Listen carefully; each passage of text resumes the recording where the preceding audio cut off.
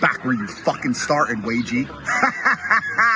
Someone has to fucking flip the burgers, dumbass. You're the virgin stroller.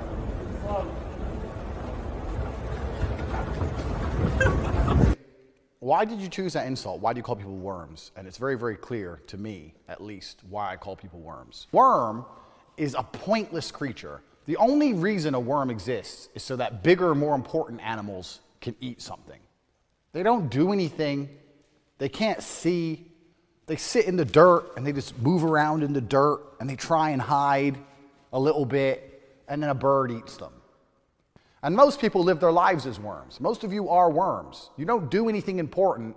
You're just living in your shit life, living your little dirt, just sitting there wriggling, hoping an eagle doesn't come along to fuck you up.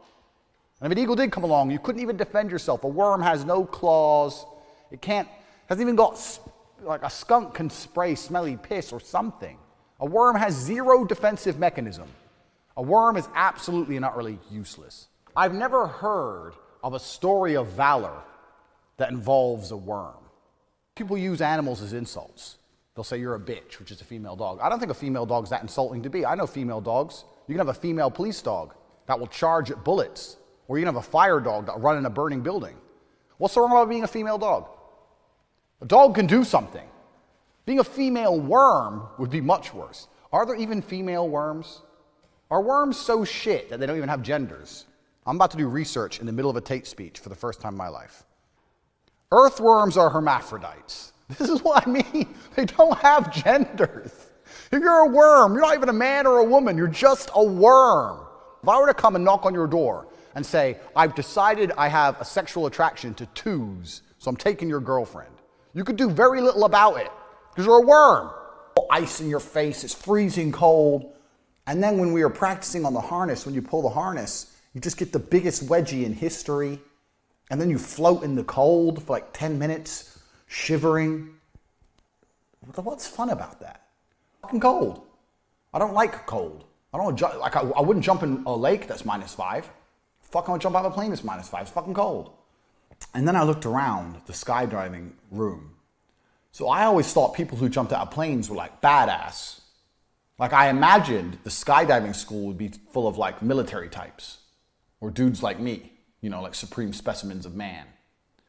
But it was actually full of fucking geeks. I'm talking about 20 full-grown men sitting around a TV screen looking at videos of their last jump where they were doing patterns, discussing patterns. 20 full-grown men look at a TV screen. Hey man, bro, look, yeah, bro, when you held his hand, you need to do the inverse flip. And then all of them running and getting on skateboards. And pretending they're doing their geeks, bruv. I was like, what the fuck is this? Do you know about this song? Not really. No, you don't know shit. We have no gas. We have 4 miles in the tank. There's no gas stations.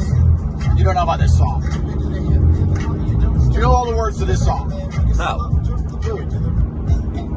You're a full-grown man who doesn't know all the words to Rapper's Delight. What do you mean? That's not... No one does. Big Bang Hank and Wonder Mike and Master G, they know all the words. And I know all the words. Hip it to the hip, hip hop and you don't stop. The rocket to the bang bang and boogie. Sing up, jump the boogie to the rhythm of the boogie to beat. Now what you hear is not a test. I'm rapping to the beat. And me, the groove, and my friends are gonna try to move your feet. See, I am Wonder Tate, and I'd like to say hello to the black, to the white, the red, and the brown, the purple, and yellow. But first, I gotta bang, bang, the boogie to the boogie. Say up, jump the boogie to the bang, bang, boogie. Let's rock. You don't stop, rock the riddle that'll make your body rock. Now, so far, you've heard my voice, but I brought one friend along. And next on the mic is my man Luke. Come on, Luke, sing that song. Check it out. You let me know your words. Smooth. Welcome to the real world, Luke. Welcome to big school, Luke. This is stupid. You're stupid. Yep. Well, you see what's wrong, right? It's not just me. I'm not going crazy.